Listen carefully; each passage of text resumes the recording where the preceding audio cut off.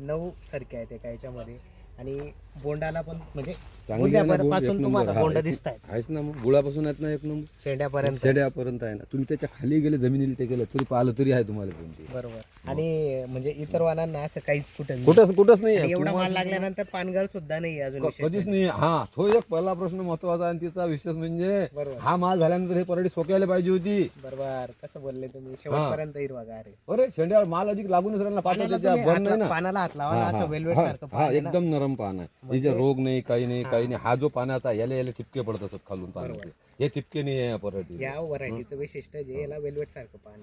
हा बरोबर. एकदम नरम. त्याच्यामुळे रस शोषक किडींचा अटॅक इथं भरपूर कमी होतो. म्हणून हे झाड पूर्ण हिरवगार हिरवगार आहे ना. मग तुम्ही पाहा ना शेवटपर्यंत पूर्ण पराठी तुम्हाला हिरवी दिसून राहील ना. हे विशेष म्हणजे या सालात विशेष म्हणजे राहणं हे एक महत्वाचा भाग आहे ना. पाण्याचा साल असल्यानंतर अर्ध्या पराठ्या गेल्या ना. बरोबर.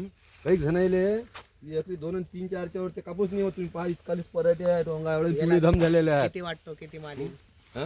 पहिले 2 क्विंटल वेचला गेलाय. हा, मग इले आता 7 क्विंटलचा याचा निघते एकरी. बरोबर.